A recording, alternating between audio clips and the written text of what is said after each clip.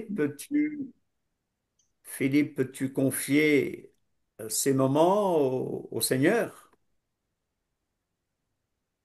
Voilà, voilà. Seigneur, Seigneur, on te bénit. On te bénit pour ce temps. On te bénit Amen. voilà, pour te connaître davantage. Te Alléluia. connaître davantage. Toi, le roi des rois, le Seigneur Alléluia, des seigneurs. Seigneur. On a Amen. vraiment le désir de tout notre cœur de te rencontrer, de, d'apprendre de toi, d'apprendre de mes frères, mes Alléluia. frères ce soir Alléluia. et d'apprendre à... Ouais, je te bénis pour cet instant. Amen. Merci pour les paroles qui vont nous être données. Je te Alléluia. prie qu'elles portent du fruit dans nos cœurs, dans nos vies, et que Amen. chacun soit fortifié, chacun Alléluia. soit renouvelé, encouragé et réjoui de ton retour, Seigneur. Hmm. Je te bénis. Merci. Amen. Amen. Amen. Amen. Amen. Amen. Amen. Son- Voilà. Hmm. Allez, bonsoir à tous. Bonsoir, Michel. Voilà. Donc le plan et résumé de la fin des temps. Hmm. Voici notre étude, notre partage. C'est un très gros morceau, vous avez bien compris, alors qu'on va faire juste des plans et des résumés parce qu'il y a beaucoup, beaucoup, beaucoup de choses à dire. On ne peut pas tout couvrir et bien sûr, cette étude, je la donne selon mes études personnelles, mon expérience personnelle de plus de 50 ans dans cette affaire. Alors, on peut ne pas être d'accord, mais nous devons quand même une chose, c'est l'amour. Amen. Alléluia, c'est l'amour. Amen. Amen. Aimez-vous les uns les autres. Amen. Donc cette étude est très importante et nous allons passer un bon moment ensemble. Amen. Oui, Amen. Amen. Voilà, je dis bien plan et résumé de la fin des temps. Plan et résumé de la fin des temps. Cette étude tombe vraiment à point, à point nommé. Amen. Alors, on entre dans le domaine de ce qu'on appelle en théologie l'eschatologie. Bon, ça peut être des mots barbares, mais qu'est-ce que l'eschatologie? Bien sûr, on va se lancer dans tellement de choses. On va penser à Daniel, on va penser aux nations, on va penser au millénium, les dernières semaines de Daniel, etc., etc., etc. OK? Mais ce que nous voulons, c'est demander au Seigneur de nous faire comprendre, de nous donner un esprit de sagesse et de révélation dans ces choses-là aussi. Alors, c'est Amen. une chose, je ne crois que personne a la clé de l'Apocalypse encore, Amen. mais ça viendra. Et j'aimerais dire que Apocalypse ne signifie pas cataclysme, mais Apocalypse signifie Révélation. Révélation. Révélation. révélation. Révélation. Révélation. Alors nous parlons d'eschatologie. N'ayez pas peur de ce mot. Il s'agit des dernières choses. Il s'agit de l'étude des choses dernières. Logos esco. Voilà, on y viendra. Voilà, on va y aller. Donc l'étude des choses dernières, notamment la mort. Je vais beaucoup parler de la mort aujourd'hui. N'ayez pas peur, hein? La fin du monde et des événements qui s'y rapportent. En d'autres termes, c'est l'étude de la fin des temps et de ses implications. C'est IA qui nous le dit. Je vois beaucoup IA. C'est peut-être Isaac Armstrong que c'est, n'est-ce pas? IA. On sait bien que c'est l'intelligence Intelligence artificielle. artificielle. Alors, les fins dernières, eschatologie, et Bernard l'a dit tout à l'heure, du grec eschatos qui signifie dernier. Donc, qu'est-ce que l'eschatologie? C'est la partie de l'enseignement, qui s'intéresse aux fins dernières, la fin des temps, la fin de l'homme tel que nous le connaissons, la fin de l'humanité telle que nous la connaissons. On parle du salut final. Amen. Amen. Alléluia. On va parler de la mort, de l'Antéchrist, de la résurrection, du retour de Yeshua en puissance et en gloire. Nous allons parler du paradis, du jugement dernier ou jugement définitif. Nous parlons donc, nous sommes dans le domaine où nous parlons de la destinée ultime des hommes et de ce monde. Que va-t-il arriver à notre planète? Que va-t-il arriver à l'humanité? Si vous êtes comme moi et que vous aimez ce livre, alléluia, que si vous aimez ce livre, nous savons que ce livre nous donne la réponse à toutes ces choses. Alors on se soucie du sort des individus, mais aussi du sort du monde. L'arrivée du royaume d'Élohim. Est-ce que nous prêchons l'évangile de la grâce? Est-ce que nous prêchons l'évangile du royaume des cieux, du royaume d'Élohim? Malchut Hashamaim, le royaume des Amen. cieux. Alléluia. Et je vous dis, c'est un événement imminent. Le Mashiach est à la porte. Alléluia. Le Mashiach est à la porte. Alors, on parle de l'avènement d'un monde nouveau et purifié. Amen. L'accent est mis Amen. sur la royauté de Dieu. Nous oublions que Dieu, que l'Éternel est roi de toute la terre. Paradis, du grec paradeisos, jardin, parc. On y reviendra. Alléluia. Nous avons été, nos premiers parents ont été mis dans un merveilleux paradis. Alléluia. Ce paradis est perdu, mais en Yeshua, nous savons que nous retrouverons ce paradis. Alléluia. Paradis du latin. Ça vient notre mot français vient du latin paradisus. OK? Emprunté au grec, comme je l'ai dit tout à l'heure, paradeisos. Mais c'est un mot qui vient d'encore plus loin. C'est un mot d'origine persane, donc iranienne. N'est-ce pas? Et le mot, Wow. alors, le mot, c'est en persan, c'est Paeridesa. Ici en Belgique, nous avons pas loin d'ici, à quelques kilomètres d'ici, un parc Paradise. animalier et etc. qui s'appelle Paradisa. Paradisa. Paeridesa. Un parc clos, un jardin royal, un jardin princier. Et il y a cette idée d'un lieu clos, d'un lieu luxuriant, associé à la royauté. Amen. Alléluia. Moi, ça m'enthousiasme. Des jardins, des parcs magnifiques, n'est-ce pas? Ben, c'est ça notre avenir. C'est ce que Amen. Dieu nous réserve. Alors, mais comment s'appelle le paradis dans les Écritures hébraïques en hébreu? En hébreu, c'est bien les Le Gan Juifs là, Eden. réagissez. C'est Le Gan Eden. le Gan Eden, qui signifie jardin de Délice. délices. Alléluia, jardin de délices. En arabe, c'est Jannat ou Adn ou Jannah. Quand on était petit, on disait souvent Al-Jannah, Al-Jannah, Al-Jannah, Al-Jannah, n'est-ce pas? Alors c'est un jardin merveilleux. Ce jardin qui nous rappelle le livre de la Genèse, où l'homme et la femme, Adam et Ève, ont été placés. Alors, il y a cette idée de paradis terrestre. Amen. Alors, ceci ne fait pas partie du sujet, mais j'aimerais parler de cette idée du pardès. Alors, qu'est-ce que c'est que le pardès? Je parle de pardès parce que ça va nous aider à mieux interpréter la Torah, les Écritures en général, et surtout la prophétie. Qu'est-ce que c'est que le pardès? Qu'est-ce que c'est que pardès? Pardès. C'est un mot hébreu qui signifie verger ou Jardin. Ou jardin. jardin. Bon, dans la tradition juive et particulièrement dans la Kabbale, alors Michel, tu dis Kabbale, tu dis Kabbale. Les chrétiens ont peur du mot Kabbale parce que pour eux, Kabbale égale magie.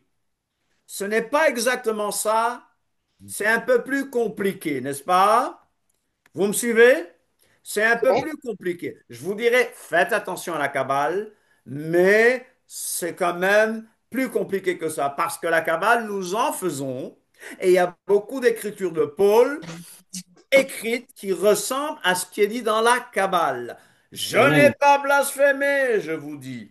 Alors, dans la Kabbale, le mot Pardes est un lieu de béatitude, un Comme état une spirituel élevé. Alors, les micros, on peut éteindre les micros. Voilà. Donc, c'est un niveau, un état spirituel élevé, souvent associé à l'étude de la Torah. N'ayez pas peur de ce que je vais dire. Mais les hindous parlent de nirvana. Attention, je ne mélange pas. Je ne mélange pas. Mais je parle de ce que les kabbalistes disent. Un état de béatitude, un état spirituel élevé associé à l'étude de la Torah. Mais pour revenir à la Bible, nous savons que la Torah nous donne la paix. Alléluia. Ouvre mes yeux pour que je contemple les beautés de ta Torah. Je ne peux que m'extasier devant la beauté de la Torah de l'Éternel, surtout quand je la comprends. Alors le mot Pardes, on parlait de paradis, mais le mot Pardes, qui est une parenthèse, c'est aussi un acronyme pour les 4 méthodes traditionnelles d'interprétation de la Bible. C'est un moyen mémotechnique pour les 4 niveaux d'interprétation de la Torah. Alors, quels sont ces 4 niveaux d'interprétation de la Torah? Il y a d'abord le pshat, le pshat, le P. Donc après, on a le Hermès. remez, et puis le drash et le sod, pardes. Pardes donc désigne un jardin où l'étudiant de la Torah peut atteindre un niveau de béatitude. C'est une parenthèse que je fais parce qu'on parlait du paradis. Alors j'ai mentionné ce mot pardes. Qu'est-ce que c'est que le pshat? Le pshat, ne me parlez pas du pshit, je parle du pshat. C'est C'est le le sort sens littéral. littéral. Ça traite des choses sensibles. C'est le premier sens du texte, n'est-ce pas? Mais quand on étudie la Bible, est-ce qu'on s'attache seulement au premier sens? Alors, il faut rester attaché au texte littéral le plus possible. Mais il y a des choses, on sait qu'on ne peut pas les interpréter de manière littérale, même dans la Genèse, comme dans l'Apocalypse. Le remez, quand on parle de remez, on parle de l'allusion, de l'insinuation. C'est déjà un niveau plus élevé de l'étude. Après, on parle du drash. Ah, il y a beaucoup de drash dans les écrits apostoliques. Vous le savez, il y a beaucoup de drash dans ce que Yeshua dit. Il y a beaucoup de drash dans ce que Paul dit. N'est-ce pas? Donc ça ne concerne pas seulement les Juifs, surtout que Yeshua est juif et que Paul était juif, n'est-ce pas? Ne l'oubliez surtout pas. N'oubliez pas que le héros du monde est juif. Les Amen. héros du monde sont des juifs. Les héros du catholicisme sont tous des juifs. La Sainte Vierge Marie était juive. On Amen. l'oublie souvent. Oui. Alors dans le drash, c'est l'interprétation figurée. Interprétation midrashique ou homilétique. Qu'est-ce que l'homilétique? Qu'est-ce que l'homilétique? C'est l'art oratoire, Oui, c'est l'art de la prédication. c'est ça. C'est ça, exactement ça. C'est l'interprétation, L'interprétation. Donc, ça va nous mener vers la parabole. Yeshua a fait beaucoup n'est pas a beaucoup prêché en en Parabole. parabole. parabole. Donc, Yeshua utilisait la méthode du drash. Il y a les proverbes. Alors, il y a autre chose, le sod, qui est le Secret. secret. Là, je vous dis, faites attention, mais pour la Kabbale, c'est le niveau ésotérique, caché, réservé à une élite, qui traite de la métaphysique, des révélations des réalités surnaturelles, secrètes et mystérieuses. Alors, il y a beaucoup de gens qui vont me condamner de parler de ces choses, mais nos amis pentecôtistes sont en plein dedans, dans la révélation, dans le Dieu m'a dit, n'est-ce pas? Alors, ne me jetez pas la pierre trop vite. Amen. Quatre niveaux de compréhension possibles de la Torah aussi. Quand on lit un texte, Quand on lit un texte, bien sûr, on se pose des questions, à qui ça a été écrit, c'était sous quelle alliance, etc., etc. Mais un texte peut me donner plusieurs messages, plusieurs explications, plusieurs enseignements. Vous êtes d'accord avec moi? Amen. Amen. L'enseignement et quatre branches de l'enseignement de la Torah, c'est-à-dire respectivement la Mikra. Qu'est-ce que la Mikra? Qu'est-ce que la Mikra? La répétition. La Mikra, non la Mikra. La Mikra, c'est Les l'écriture. Écritures.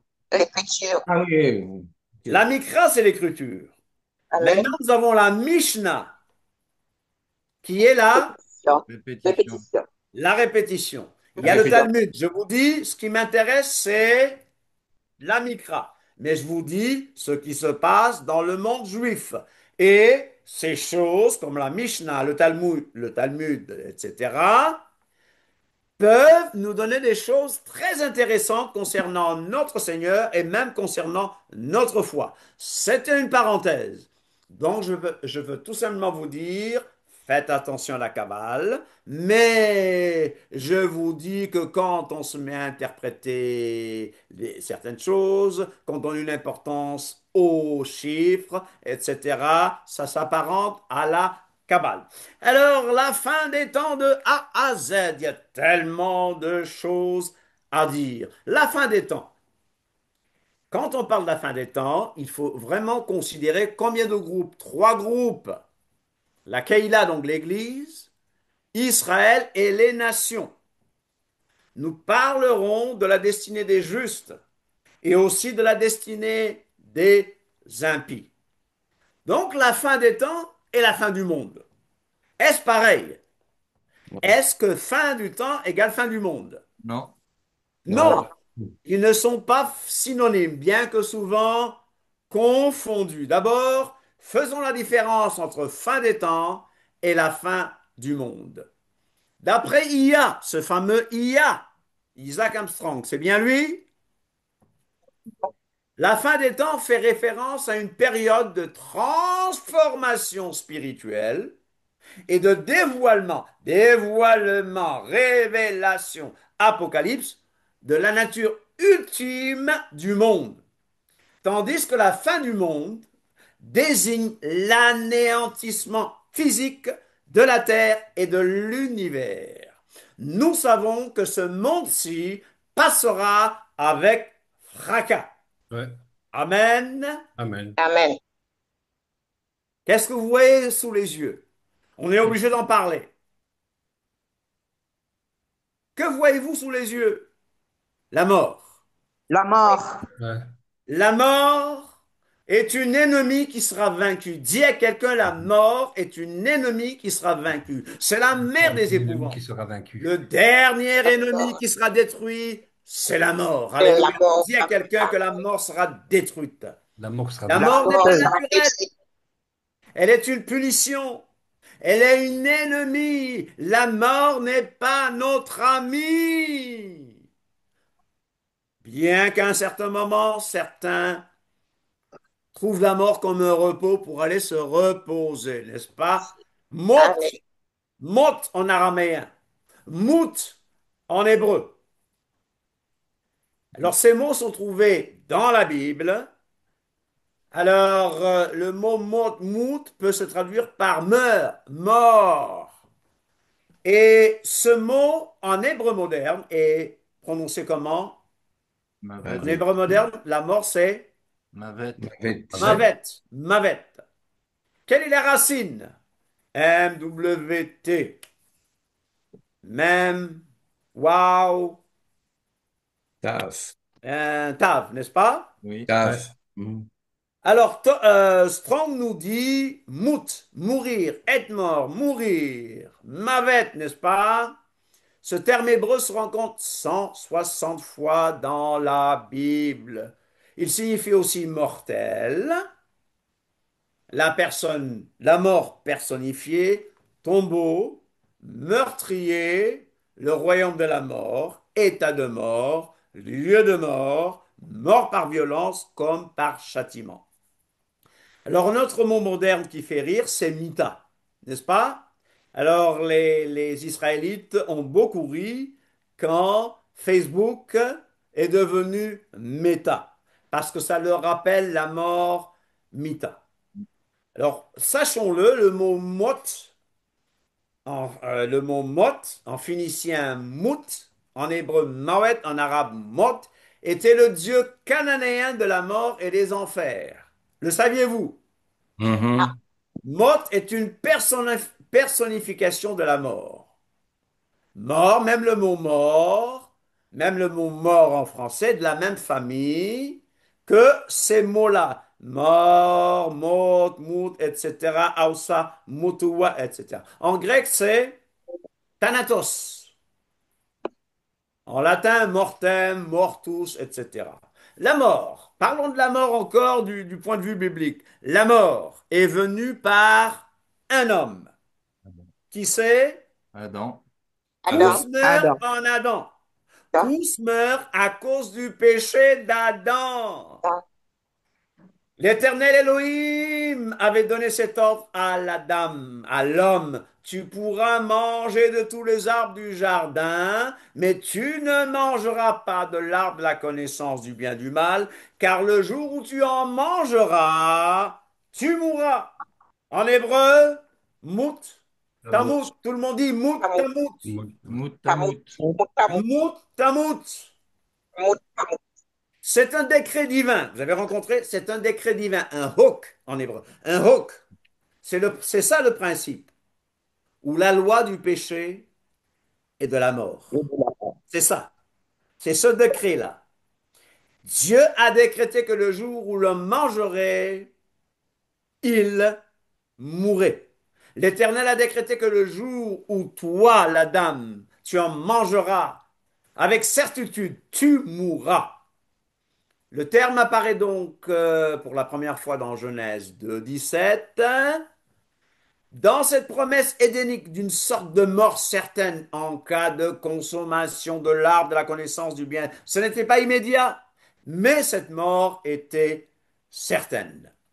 Alors l'hébreu va utiliser une certaine figure de style, mot tamut, pour, pour dire tout simplement mourir sûrement.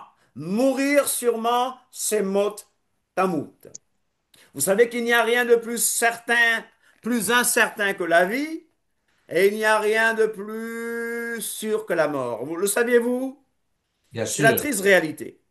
Alors mes parents disent en créole, mort est certes, mort est certes, vous avez compris, mort est certes, c'est-à-dire que la mort est certaine. En latin, vous connaissez peut-être l'expression memento mori. Souviens-toi que tu vas mourir. C'est du latin du christianisme médiéval. La Bible dit qu'il est réservé aux hommes de mourir une seule fois. Après quoi vient le Jugement. Jugement. Jugement. jugement. Les vivants, en effet, savent qu'ils mourront. Les vivants savent qu'ils mourront.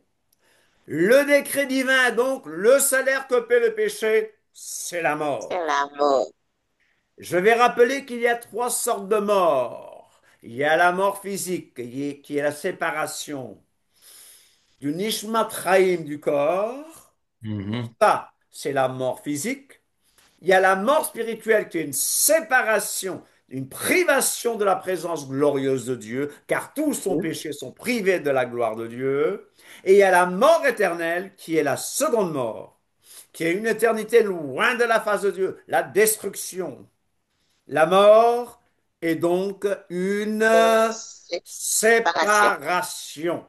La mort est une conséquence très grave de la violation de la loi divine. Et si Yeshua ne revient pas avant, nous descendrons tous au séjour des morts. Vous le savez? Mhm. Le séjour des morts, Sheol en hébreu.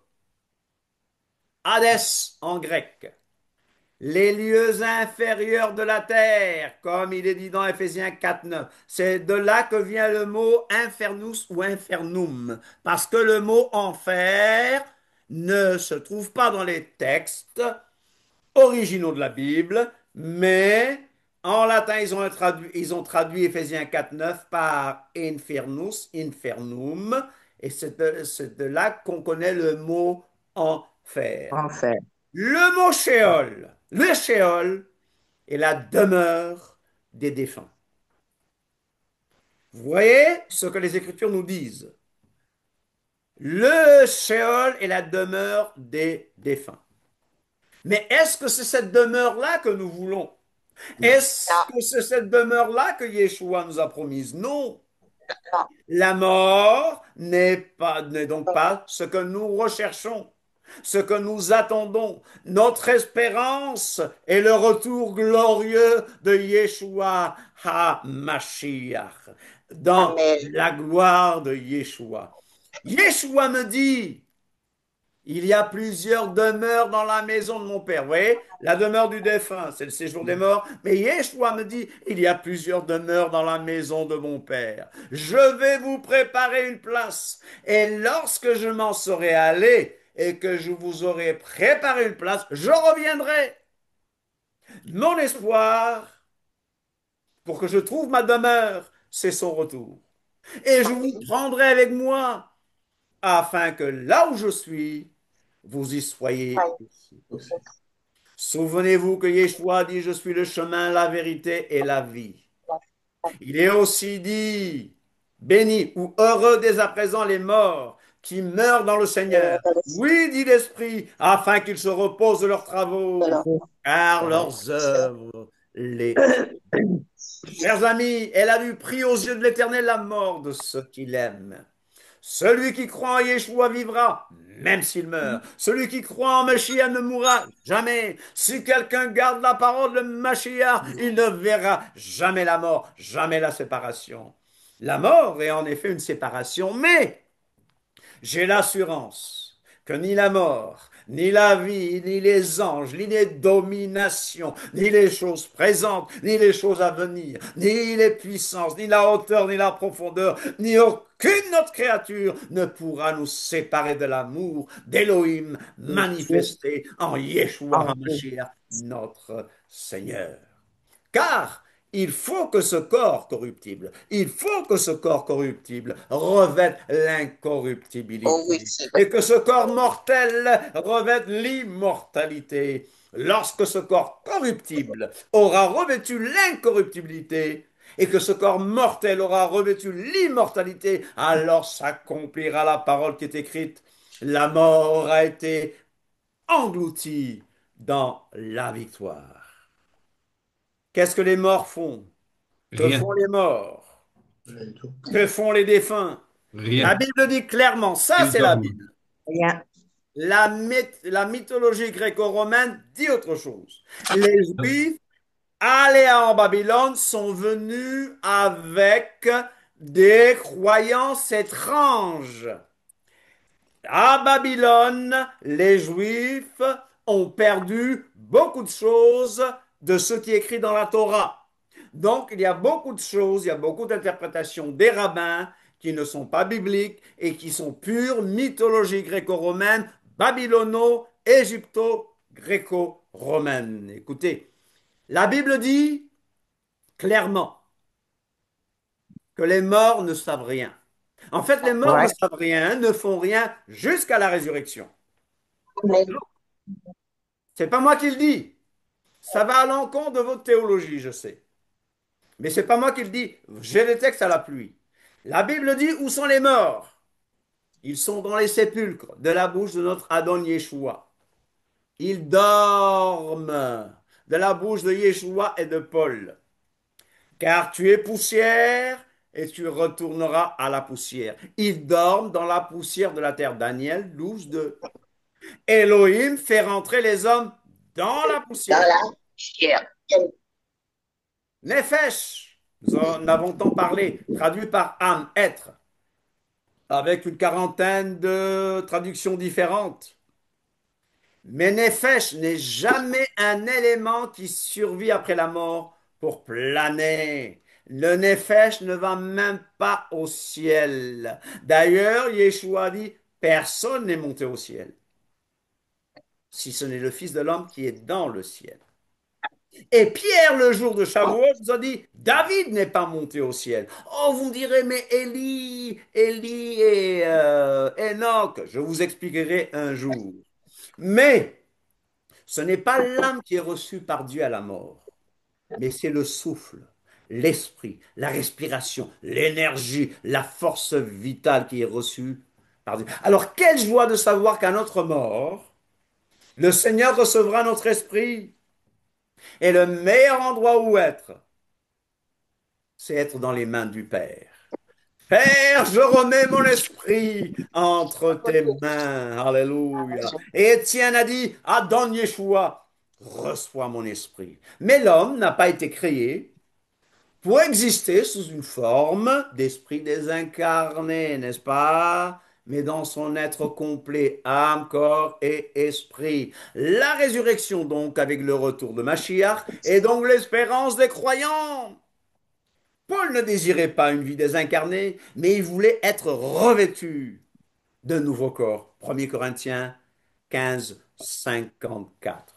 Il y a la possibilité d'immortalité. Vous avez entendu dire que l'homme est immortel, que l'âme est immortelle. La Bible dit exactement le contraire. Je vous déclare que l'homme n'est pas immortel, l'âme n'est pas immortelle. Parce que la Bible dit, seul Dieu possède l'immortalité. 1er Timothée 6, 7. Seul Dieu possède l'immortalité. Dans Ézéchiel 18, 4, il est dit, l'âme qui pêche, c'est celle qui C'est mourra. celle qui mourra. Dieu ne sauvera pas cette âme de la mort. Il livrera cette vie à la mortalité. Psaume 78, 50. Psaume 78, 50. Il fera périr l'âme et le corps dans la géhenne. Et Paul va nous dire que Dieu, qu'Élohim réserve la vie éternelle à ceux qui, par la persévérance à bien faire, recherchent l'honneur, la gloire et l'immortalité. Celui qui croit en Yeshua, celui qui croit en Mashiach, ne mourra jamais. Si quelqu'un garde la parole de Christ, il ne verra jamais la mort. Il y a donc une condition.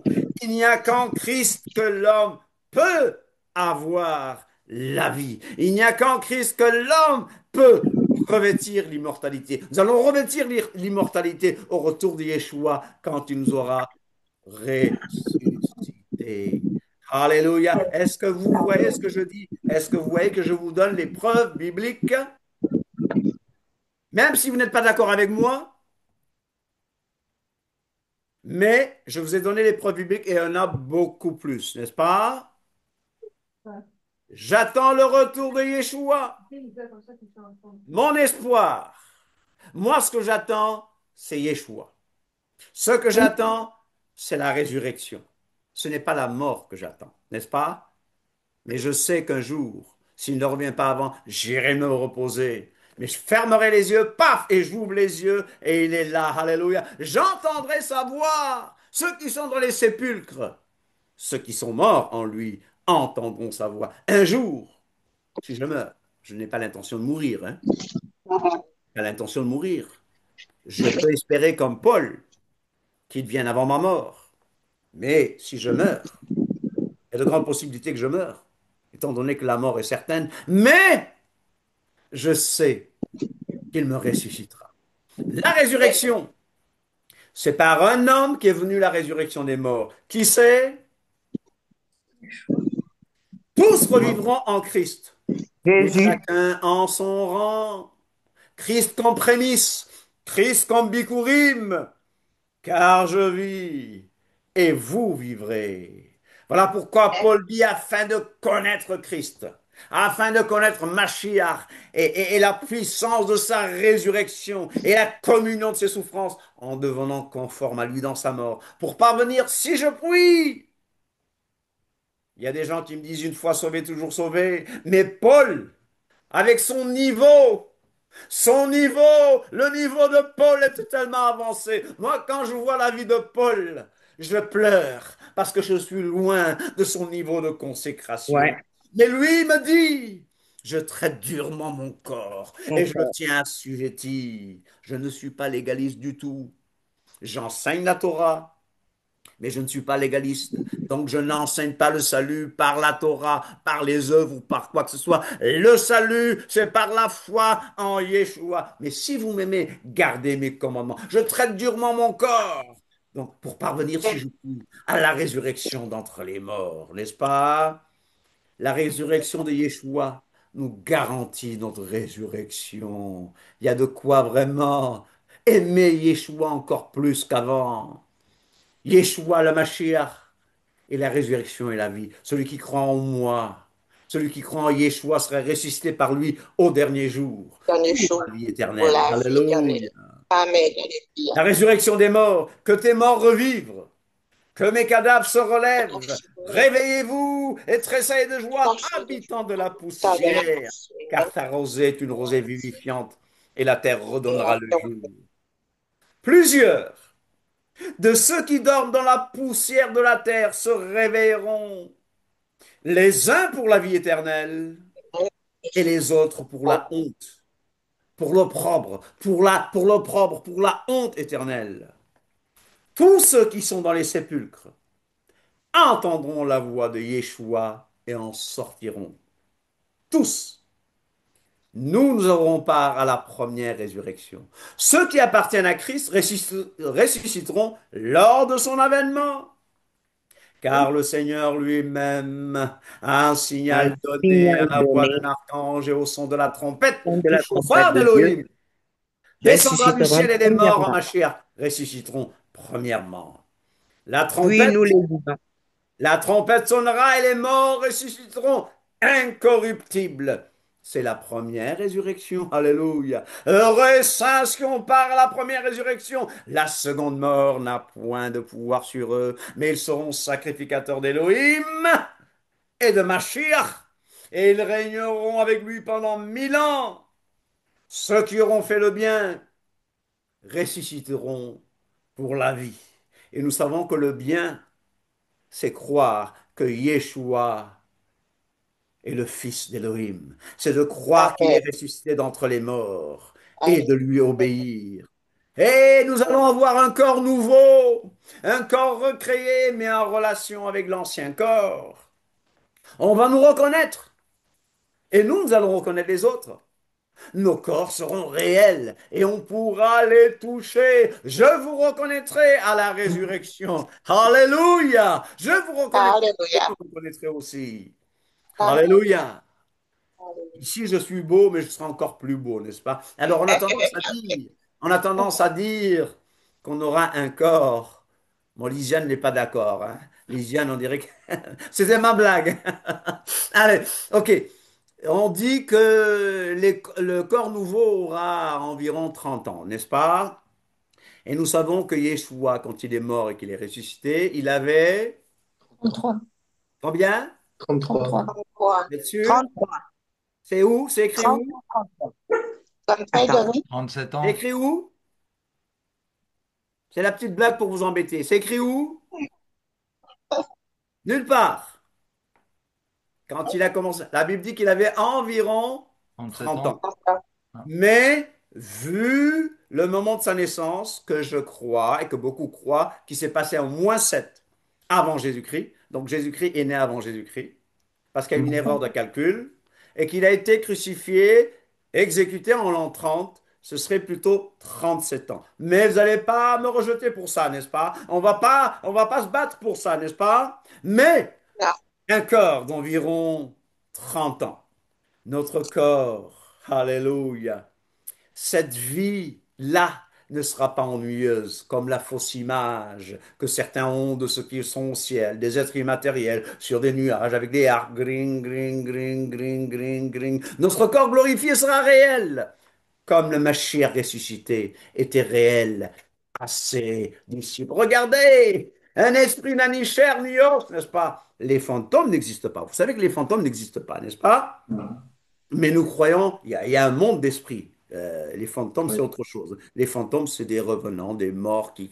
Ça n'existe pas. Mais un monde d'esprit, mais un monde, il y a ce jour où nous serons ressuscités. Alléluia. Plantés, semés, corps animal, nous ressusciterons corps spirituel. Notre corps sera incorruptible, libre de la maladie, de la souffrance, du vieillissement et de la mort.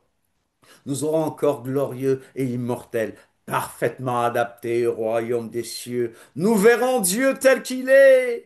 Nous pourrons nous déplacer plus vite que l'éclair et parcourir la terre en un clin d'œil. Nous pourrons aller de Jérusalem à New York comme ça, de Jérusalem à Téhéran comme ça, et tout le monde sera soumis au Mashiach. Alléluia. Nous pourrons passer par les murs, vous le savez, les Amen. montagnes et les autres obstacles ne nous gêneront même pas. Est-ce que vous savez que nous ne mourrons pas tous? Amen. J'espère ne pas mourir. Mais nous serons tous changés. Au retour de Yeshua, les disciples vivants ne devanceront pas, dans la résurrection, ceux qui sont morts. Les morts en Mashiach ressusciteront premièrement. Ensuite, les disciples vivants seront changés. Et ils seront tous ensemble enlevés avec les morts, ressuscités sur des nuées à la rencontre du Seigneur dans les airs. Ainsi, nous serons toujours avec les seigneurs. Les autres morts et les autres morts. Les autres morts ne reviendront à la vie qu'après le règne de Mashiach de 1000 ans Oui. sur la terre. Et ils ressuscitent pourquoi? Ils ressuscitent pour la honte éternelle. Daniel 12:2. Ceux qui auront fait le mal ressusciteront pour le jugement. Lisez bien 1 Corinthiens 15 et 1 Thessaloniciens 4, etc., etc. On a tellement de choses à dire, n'est-ce pas? Bon, toutes les images que je mets, ça ne veut pas dire que je les approuve, n'est-ce pas? Ah, Et ok. consolez-vous et soyez prêts pour le retour de Yeshua. 319 versets du Nouveau Testament, donc des écrits apostoliques, concernent le retour de Mashiach, c'est-à-dire un 25e de la seconde partie de la Bible, ce qu'on appelle le Nouveau Testament, concerne le retour de Yeshua. Un verset sur 25 concerne le retour de Yeshua. Un verset sur 30 de toute la Bible mentionne ce sujet.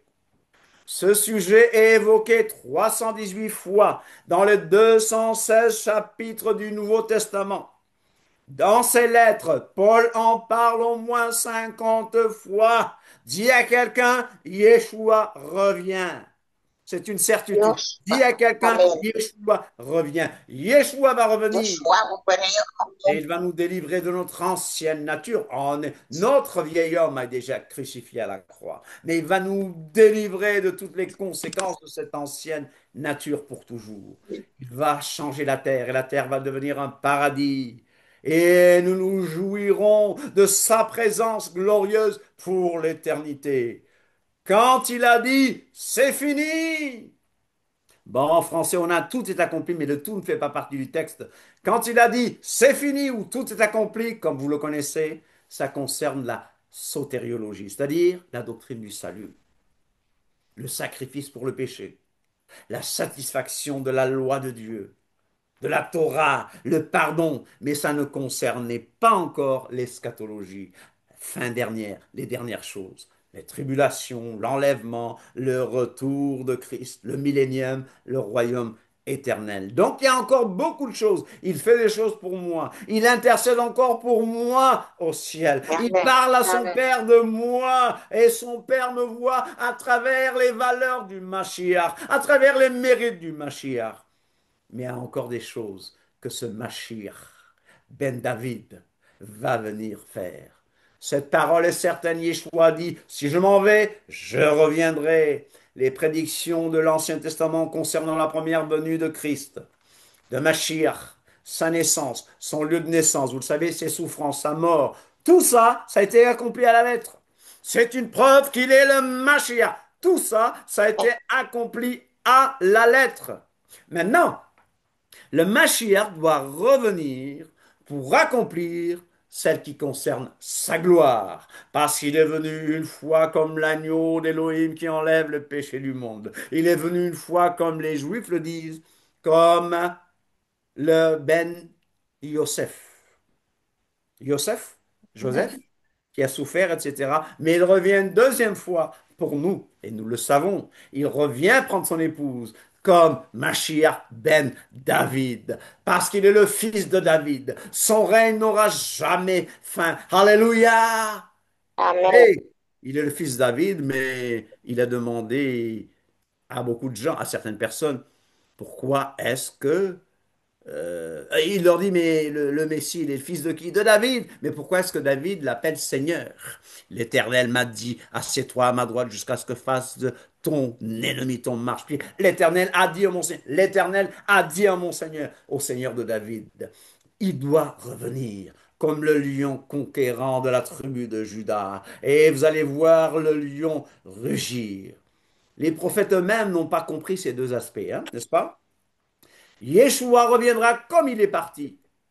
Personne ne connaît le jour ni l'heure, donc faites attention à ces gens qui vous donnent des dates. Il y a eu des dates des sectes qui frappent à vos portes. Il y a eu 1848 pour ceux qui suivent, pour les millérites. Et il y a eu 1914 pour les TJ, etc., etc. Personne ne connaît ni le jour ni l'heure. Veillez donc sur vous-même, jour après jour, pour être prêt et irréprochable. Le royaume qui ne sera jamais détruit renversera tous les systèmes humains. Les gouvernements humains qui sont souvent corrompus seront bientôt remplacés par le règne, la paix et la justice éternelle du royaume de Dieu. Et moi j'aime la politique, mais je ne fais confiance à aucun homme politique. Surtout maintenant, on a appris un peu mieux à les connaître. Amen. L'hypocrisie, c'est pour ça. C'est pourquoi nous devons d'autant plus nous attacher aux choses que nous avons entendues, de peur que nous soyons emportés loin d'elles. Comment échapperons-nous en négligeant si grand salut? Efforçons-nous donc d'entrer dans ce repos. Retenons fermement la profession de notre expérience. Alors, je vais ralentir un peu. Il y a des gens qui ont leur propre vue sur l'eschatologie. Et ils ne se rendent pas compte que leur vision du retour et de la fin des temps est plutôt façonnée par le dispensationalisme. J'en ai parlé plusieurs fois quand on a parlé de la Torah et tout, quand on a parlé du salut. Le dispensationalisme, c'est cette doctrine qui enseigne que Dieu traite avec les hommes à travers 7 âges, 7 dispensations. Le problème, le mot dispensation ne se trouve nulle part dans la Bible dans ce sens, mais dans la Bible, nous trouverons les mots alliance. Alors, le dispensationalisme, on pense directement à Darby et à Scofield. Le dispensationalisme enseigne que le retour de Christ se fera en 2 phases, vous savez, c'est ce qu'ils enseignent. Une invisible et une visible. L'enlèvement et la révélation, c'est-à-dire un enlèvement de l'Église invisible au monde et une phase visible de retour de Christ. Entre ces 2 phases, segments, d'après eux, a lieu la grande tribulation, la 70e semaine de Daniel. D'après eux. Alors, voici les sujets controversés. Voilà, là, vous pouvez commencer à me détester. Mais ne me détestez pas tant que, une prochaine fois, je vous donnerai les preuves que ceci n'est pas biblique. Mais parce que la Bible montre clairement que le retour de Christ n'est qu'un seul et même événement. La notion de l'enlèvement secret est étrangère à la Bible. J'y reviendrai. J'y reviendrai. Ça vous choque, mais c'est étranger à la Bible. Ça vous choque, mais moi, ce qui m'intéresse, c'est la Bible. Le dispensationalisme enseigne qu'aucun signe ne précède la phase de l'enlèvement. D'après, l'enlèvement peut survenir à tout moment sans signe. La Bible, par contre, montre que certains signes doivent précéder le retour de Yeshua. La Bible parle de 2 résurrections, celle des justes avant le millénium et celle des impies après le millénium. Les dispensationalistes introduisent une 3e résurrection celle des saints qui viennent de la grande tribulation lors de la phase de la révélation du retour de Christ. J'y reviendrai. En suivant la logique dispensationaliste, on conclut très facilement que d'après leur enseignement, il existe différentes façons d'être sauvé, multiples méthodes de salut. La résurrection a lieu pour ceux qui appartiennent à l'Église avant la tribulation. Pour eux, la résurrection d'Israël et des saints de l'Ancien Testament a lieu avant le millénium. Mais la Bible enseigne très clairement que la résurrection des saints de l'Ancien Testament se fera au jour du Seigneur, à la fin des tribulations. Daniel 12, 1 à 2. Et regardez aussi les versets 8 à 13. La résurrection va suivre ces événements-là. Le retour de Christ en deux phases, en deux temps, un enlèvement secret et invisible des croyants, ça, Scofield l'enseigne, Darby l'enseigne. Donc, il y a un problème avec le dispensationalisme. Différentes façons d'être sauvé, multiples méthodes de salut, programme séparé de salut, résurrection avec la grande tribulation. Et j'enseigne que la Bible dit bien que les saints ressusciteront au jour du Seigneur. La Bible enseigne donc la résurrection des saints de l'Ancien Testament au jour du Seigneur à la fin des tribulations. Bon, on n'aura pas le temps d'aller vers les 70 semaines de Daniel, mais sachant que quand on fait l'étude de la fin des temps, il faut savoir de quoi il s'agit. Je vous exhorte à étudier le livre de Daniel. C'est aussi de la littérature apocalyptique, les 70 semaines, la statue, la vision de Daniel 2, etc., etc. Alors, je reviens aux chiffres. Je reviens aux chiffres. OK? Est-ce que vous savez qu'il y a des chiffres sacrés? Vous pouvez les mettre entre guillemets. Mhm. 7 et un chiffre sacré parmi les Sémites. OK? On se rappelle bien que l'Éternel s'est reposé le premier jour Le et septième. le septième jour. Le Shabbat, Mhm. le septième jour. Le chiffre 7. On dit bien que c'est le chiffre de Dieu, le chiffre parfait, le chiffre de la perfection, le chiffre sacré. Quelle est sa symbolique? Quelle est sa signification? Ça nous parle du sceau de la perfection divine, de la finition, de l'intégralité, de la perfection, de l'accomplissement. Et j'ai des textes sous les yeux que vous pourrez avoir quand je ferai le PDF, n'est-ce pas? Le mot 7 revient beaucoup dans l'Apocalypse, par exemple. Les sept églises, les sept sceaux, les sept trompettes, les sept signes, les sept couples, les sept paroles, les sept visions, les sept anges, les sept églises d'Asie encore, les sept chandeliers d'or, les sept étoiles, le livre scellé de sept sceaux, les jugements des sept sceaux, sept anges avec sept trompettes, le grand dragon rouge à sept têtes, à sept diadèmes, les sept têtes de la bête, sept visions, sept coupes de la colère de Dieu. On n'a pas le temps de les aborder.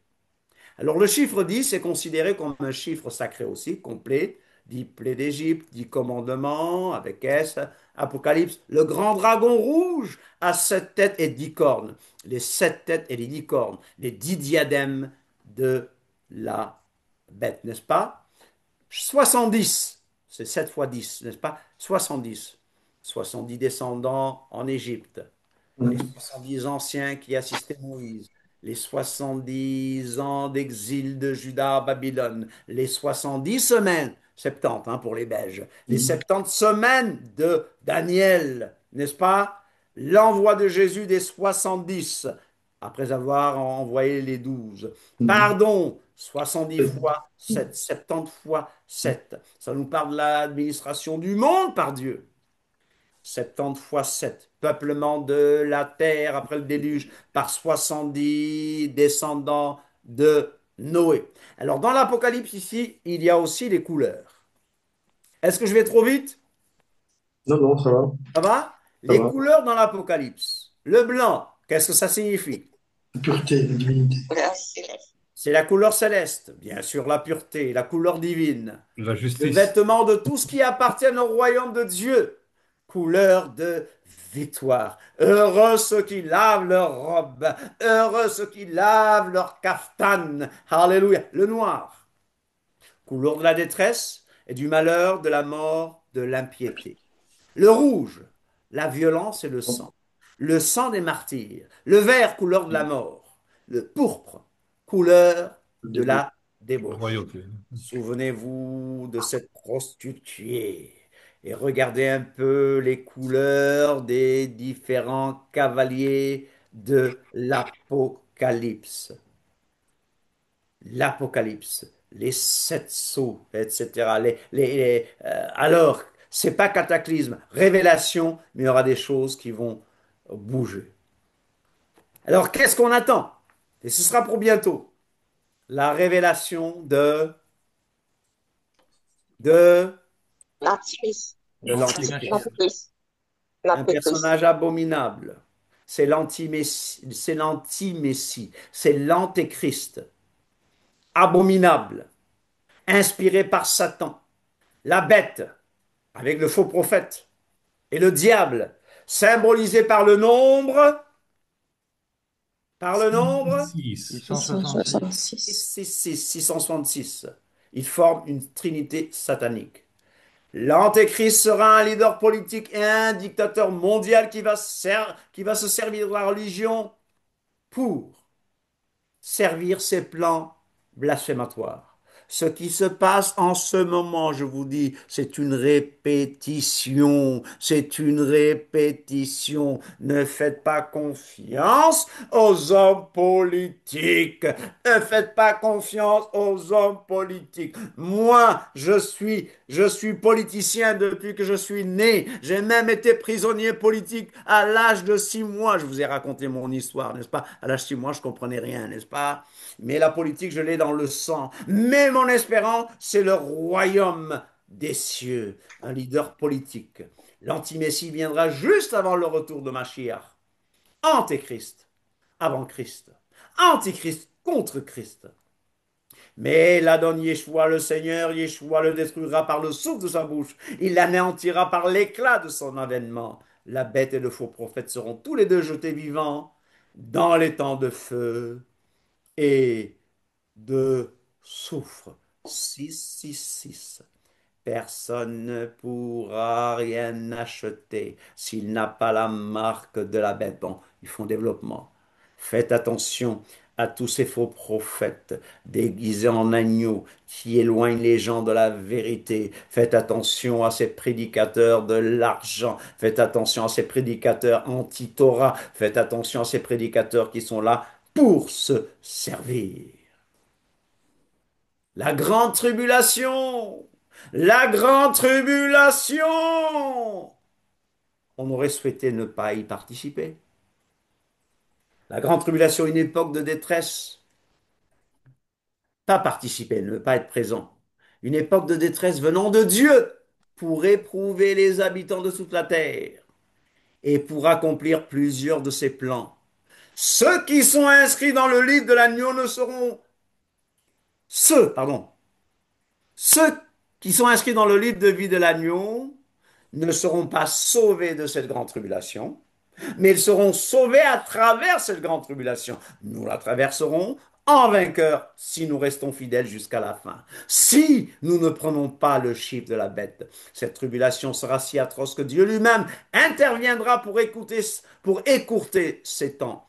Ceux qui garderont la foi en Yeshua et qui refuseront d'adorer la bête seront triomphants de la bête, même s'il leur faut être martyrs et mourir.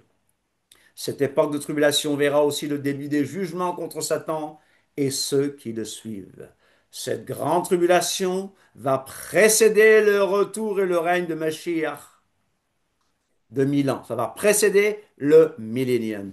Yeshua dit, je viens bientôt et j'apporte avec moi ma récompense pour rendre à chacun selon ses œuvres. Le retour de Yeshua, c'est ce que j'attends. Le Meshiach reviendra en personne. Le retour de Yeshua sera pré-millénaire, avant le millénium, non pas post-millénaire, comme certaines dénominations l'enseignent après le millénium. Donc, notre position est pré-millénariste, non pas post-millénariste.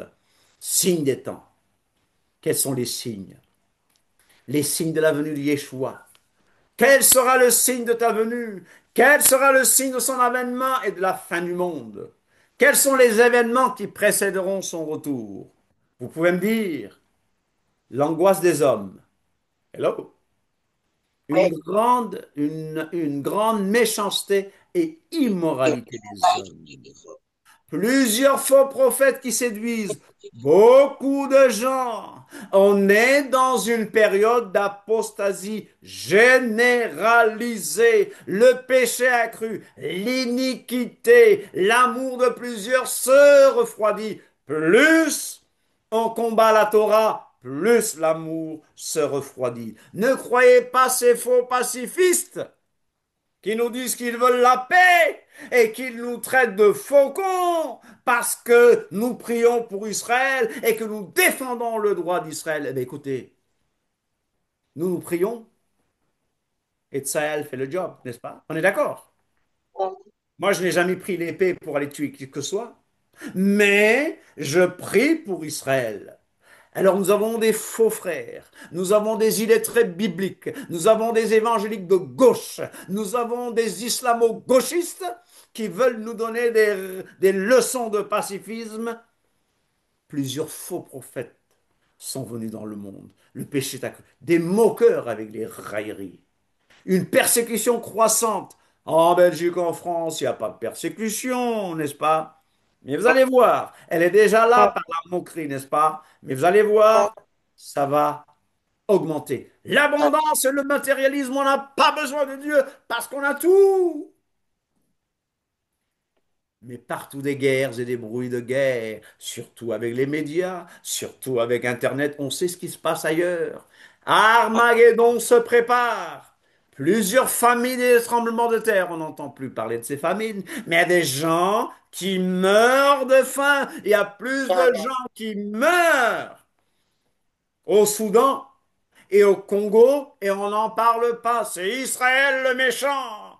C'est Gaza, Gaza, Gaza, Gaza, Gaza. Quelle tristesse que des innocents payent. Quelle tristesse qu'il y ait des, comment on dit, des victimes collatérales. Quelle tristesse. Mais tous les autres problèmes du monde sont oubliés. Le Soudan, où c'est entre eux. Au Congo, où c'est entre eux.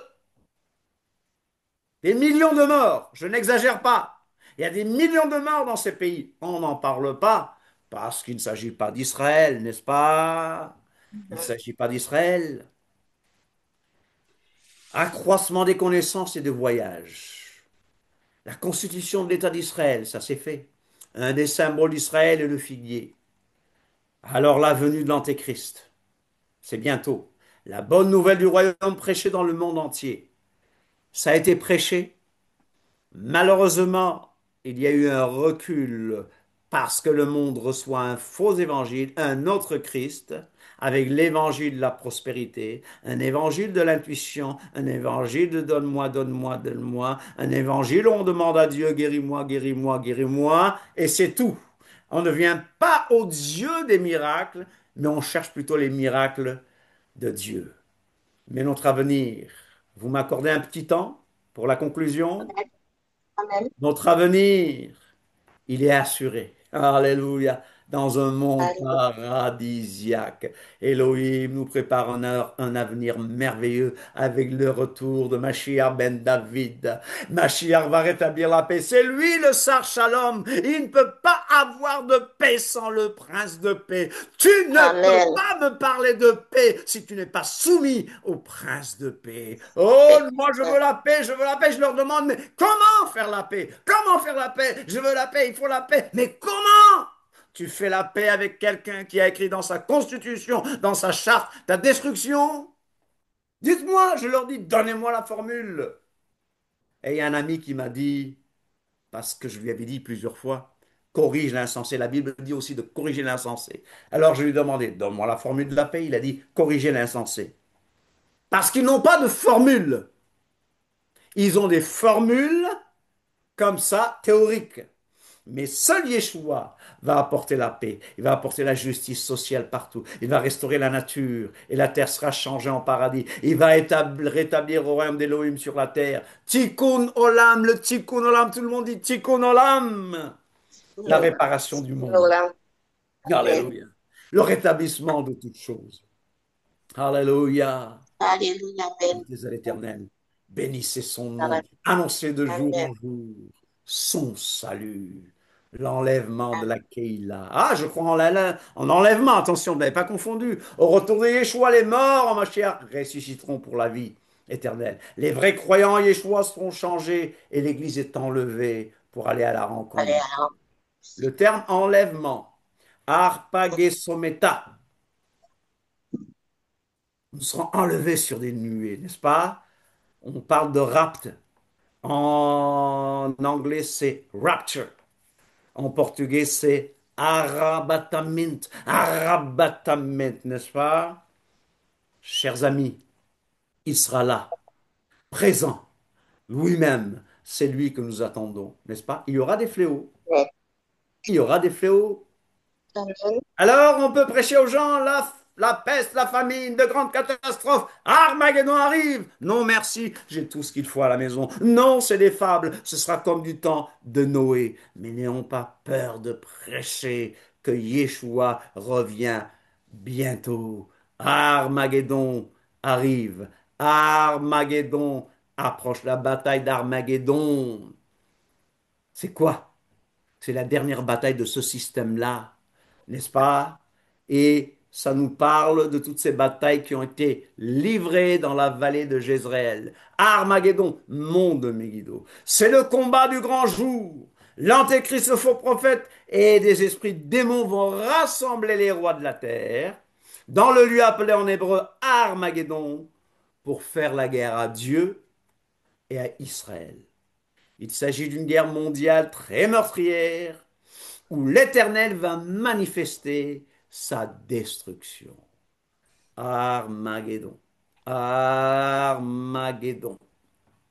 Mais le Satan, l'opposant, va être lié pour 1000 ans. Là. Pendant que Meshiach et les fidèles règnent sur la terre, pendant 1000 ans, Satan est lié. Donc, au retour de Yeshua, il bombarde la terre. Il n'y a pas de meilleur terme. Ça peut paraître cruel. Il y aura un carnage. Et après nous qui sommes sauvés, nous allons passer au tribunal de Christ pour les couronnes et les récompenses. Tribunal de Christ ou tribunal de Dieu. C'est un tribunal pour tous les croyants nés de nouveau. Ce sera pour les croyants nés de nouveau. Seulement, le juge sera Christ parce que tout jugement a été remis au Fils. Mais le jugement du croyant n'est pas un jugement en tant que condamnation, mais ce sera plutôt de l'évaluation. Alléluia. Moi, je veux Amen. des couronnes. Alléluia. Et après, les noces de l'agneau. Les noces de l'agneau sont venues et son épouse s'est préparée et lui a été donné de se revêtir d'un fin lin éclatant pur. Alléluia. Alléluia. Alléluia. Est-ce que tu es invité aux noces de l'agneau? Alors, ma sœur Sylvia a dit qu'elle va poser beaucoup de questions à Paul. Moi, j'irai voir Abraham. J'irai voir tous ces gens. J'irai leur parler. Alléluia. Ma sœur a dit qu'elle va Amen. poser des questions à Paul concernant le ministère des femmes, n'est-ce pas? On aura le temps, Amen. n'est-ce pas, aux noces de l'agneau. Alléluia. On aura toute l'éternité ensemble. Les noces de l'agneau, c'est un festin, un souper spécial, un repas de mariage entre l'agneau qui est l'époux et l'église qui est son épouse. On Nous est serons pour réunis ça. avec les saints de l'Ancien Testament. Ceci sera aussi l'inauguration du règne effectif de Yeshua qui a été couronné roi à son ascension, plutôt à Shavuot, n'est-ce pas? Le règne de Christ pendant 1000 ans. Le loup habitera avec l'agneau. Il va régner. C'est l'âge d'or. La Bible enseigne clairement ce Là, millénarisme, règne terrestre du Messie et de ses élus. Mais le jour de l'Éternel, la fin du monde ou jour du jugement n'est pas un jour de 24 heures. Vous avez compris? qu'il y a plusieurs choses qui suivent, n'est-ce pas? 7 ans de tribulation, ta, 1000 ans de règne, etc. Christ doit régner, Mashiach doit régner sur la terre pendant 1000 ans, ramener la paix, la justice, le bonheur. Il doit conduire les nations avec une verge et paradoxalement juger aussi pendant les 1000 ans. Il y aura des gens qui seront jugés parce que pendant le millénium, il y aura des gens qui vont échapper à Armageddon. Et je vous ai dit, je crois que ce sera les petits-enfants qui n'ont pas l'âge de la raison, ce sera les gens qui ont des besoins spéciaux, qui n'ont pas la capacité de choisir. Mais nous devrons leur apprendre à obéir à la Torah de Dieu. Satan, malheureusement, sera délié. Non, heureusement, sera délié. Non, je répète. Malheureusement, Satan sera délié, mais vaincu pour toujours. Heureusement, vaincu Amen. pour toujours. À la fin des 1000 ans, Satan sera relâché de sa prison et entrera dans sa rébellion finale encore. Ça va nous entraîner à une guerre finale, Gog et Magog. Magog. Quand on lit Ézéchiel 38 et 39, on a l'impression que ça peut se confondre avec Armageddon. Mais Jean lui-même, par l'Apocalypse par exemple, va nous dire que c'est une autre guerre.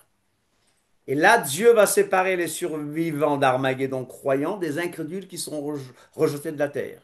À la fin du monde, le Fils de l'homme enverra ses anges qui arracheront de son royaume tous les scandales et ceux qui commettent l'iniquité. Vous voyez? Et ils les jetteront dans la fournaise ardente où il y aura des pleurs et des grincements de dents. Alors, jugement dernier, jugement final. Dieu réserve les injustes pour être punis. Tout ce dont le nom n'est pas inscrit dans le livre de vie seront jetés dans les temps de feu et de souffle. Les impies reviendront à la vie pour être jugés. L'un des aspects du royaume de Dieu est qu'il renversera toute puissance. Les esprits méchants et les hommes mauvais, les royaumes de ce monde seront renversés. Il y aura le jugement des nations, Matthieu 25, n'est-ce pas? Qui en fait concerne les individus et non les nations en tant que telles. En ce jour-là, n'est-ce pas? Après avoir entendu la sentence, Satan va venir séduire ces gens pour investir le camp des saints, pour attaquer encore. Mais un feu descendra du ciel et les dévorera. En ce jour-là, les cieux passeront avec fracas et la terre avec ses œuvres qu'elle renferme sera consommée. Consumée.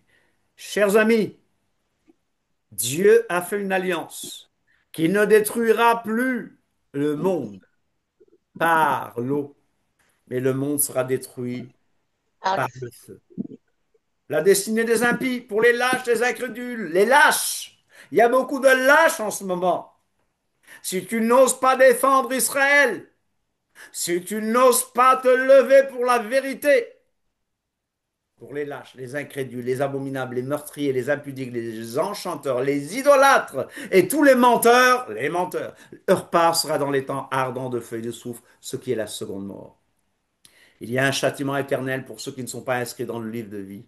La destinée finale des rachetés, par contre, c'est la nouvelle terre. La destinée finale des impies est la gêne. Puis je vis un nouveau ciel et une nouvelle terre, car le premier ciel et la première terre avaient disparu et la mer n'était plus. Donc, c'est l'établissement des nouveaux cieux et d'une nouvelle terre. Qui n'y entrera pas, les méchants, etc. Qui y entrera, les justes posséderont le pays et y demeureront à jamais. Heureux les pauvres en esprit, car le royaume des cieux est à eux. Les nouveaux cieux et la nouvelle terre, c'est l'éternité proprement dit. C'est le ciel sur la terre. C'est la vérité, c'est le véritable ciel préparé pour les élus. Le ciel, le paradis et la demeure de Dieu. Il y aura un très grand changement. La nouvelle Jérusalem descendra du ciel. La nouvelle Jérusalem, moi je l'aime, je veux y aller. Je résume les grandes lignes de la fin des temps. La révélation de l'Antéchrist, la grande tribulation, le retour glorieux de Christ, l'enlèvement de l'Église, la bataille d'Armageddon, Satan lié pour 1000 ans, le tribunal de Christ, les noces de l'agneau, le millénium, jugement dernier, suivi d'une rébellion finale. Vous allez me dire, mais c'est pas la même chronologie que, vous savez, les textes ne sont pas chronologiques. Vous savez, n'est-ce pas? Un texte peut concerner une saison et le même texte peut concerner 1000 ans après. Ça, vous le savez. Amen. Les nouveaux cieux, la nouvelle terre. Le jour du Seigneur viendra comme un voleur. En ce jour, les cieux passeront avec fracas, les éléments embrasés se dissoudront, et la terre, avec les œuvres qu'elle renferme, sera consumée. Crions vers les gens et dites-leur, disons-leur, repentez-vous, car le royaume des cieux est proche. Que faire? Il faut se préparer avec hâte et être prêt. Il faut attendre patiemment.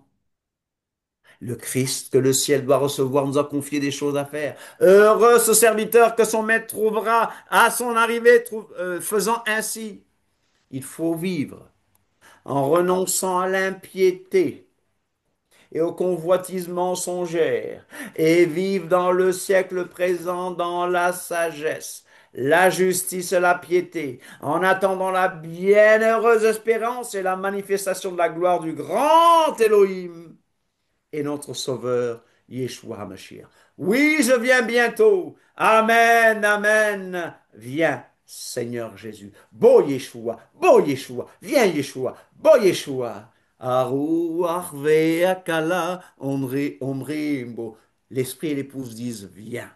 C'est pourquoi nous devons d'autant plus nous attacher aux choses que nous avons entendues, de peur que nous ne soyons emportés loin d'elles. Comment échapperions-nous en négligeant si grand salut? Et forçons-nous donc d'entrer dans ce repos. Retenons fermement la profession, la profession de ce que nous avons entendu, la profession de notre foi. Alléluia, alléluia, alléluia. Est-ce que vous voyez que nous avons un avenir merveilleux? Amen. Est-ce que vous comprenez que notre avenir est merveilleux? Amen, ouais. Amen. Même Amen. si vous n'êtes pas d'accord avec moi, un, deux, trois, mais nous sommes d'accord que Yeshua revient. Nous sommes d'accord que mon Oui. espérance, c'est son retour. Alléluia. Amen. Amen. Alors, on n'aura pas d'études jeudi prochain. Normalement, Bezrat Hachem, si Dieu le veut, je serai au Cap-Vert en mission. On n'aura pas les deux jeudis. Ce sera après les deux jeudis.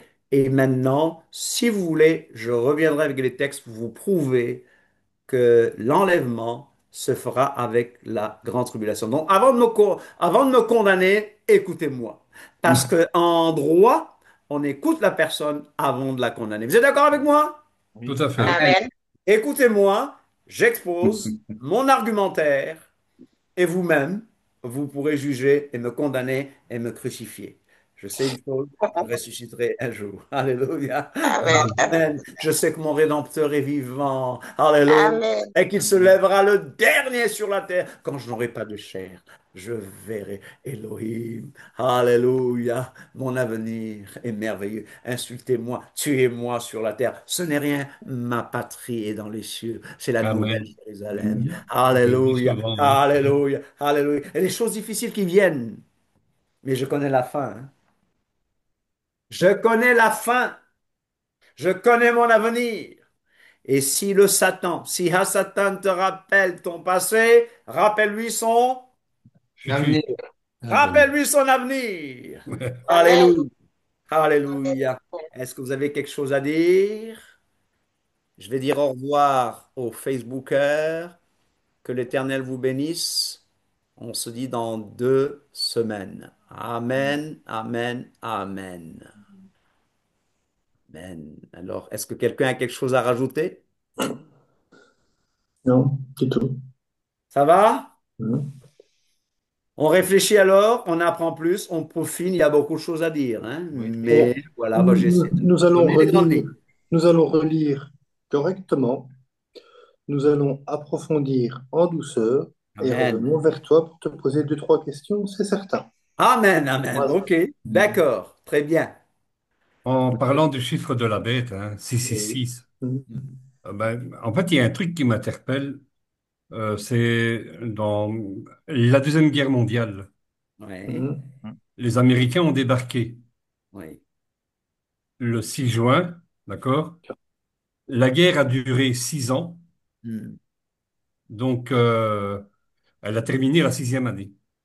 hmm, oui, 666. ouais. Parce que l'esprit de l'Antéchrist est déjà là. Voilà, ouais. L'homme, beaucoup croient qu'il est déjà né. Celui qui va personnifier la personnification de l'Antéchrist, beaucoup croient qu'il est déjà né. Il sera intelligent, hein. Donc ne me parlez pas de Macron ou même de Non, Trump, hein. L'Antéchrist sera vraiment intelligent.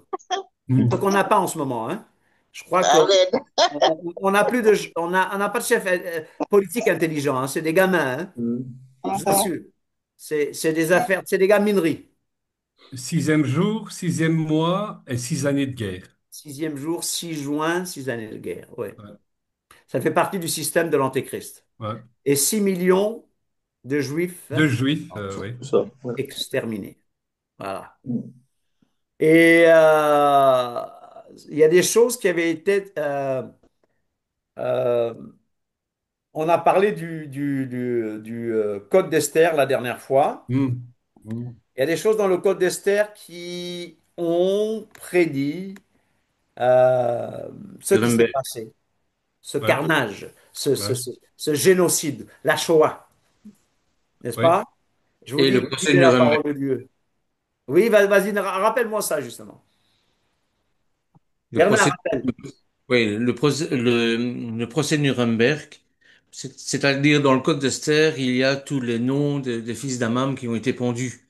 Aman, c'est Et on Aman. C'est pas découvre, Amam, c'est pas de l'Amam. Aman. non, Aman, Aman. pardon. Il Oui, s'embête, hein. C'est parce qu'on est entre nous, là. oui. Les Et fils alors, d'Aman. chaque première lettre du nom des fils d'Aman, eh bien, sont un peu plus grosses que les Mhm. autres lettres. Hmm, Et il y a des chercheurs juifs euh, qui se sont penchés là-dessus. On ne comprenait pas pourquoi. Il n'y a personne qui pouvait comprendre hmm, pourquoi. hmm, Et en réalité, c'est avec la déclaration de, j'ai oublié son nom maintenant, Rufus, j'ai oublié son nom, qui, lorsqu'il a été pendu, a crié haut et fort en allemand, hmm, Purim 1948, 1946. hmm, hmm, hmm, Voilà. hmm. Ouais, ouais. Donc, on a fait le rapprochement avec le code d'Esther, Ouais, qui est... ouais, ouais, ouais. Ouais. Parce que Esther, dans le livre d'Esther, c'est une préfiguration de ce qui s'est passé en 33 Hmm, jusqu'en en, en, en, en 45, en 46, Ouais. euh, de ce qui s'est passé en Allemagne, quoi. Bon, Hmm. concernant la Shoah. mais oui. Voilà. En gros, c'est ça, hein. Mais bon, quand on étudiera la Megillah d'Esther, on reviendra plus en détail avec tout ça. Amen. Amen. Ouais. Voilà, bon, sauf s'il y a d'autres qui veulent rester encore pour parler, moi je suis toujours prêt. Et on comprend ceux qui doivent partir. Mm. On se dit donc dans 2 semaines. Ouais. Ok. Ok. On David, va comment je dois regarder. faire? Je dois enregistrer, hein? J'ai Où est-ce enregistré, qu'on mais là, trouve je vais te... l'enregistrement?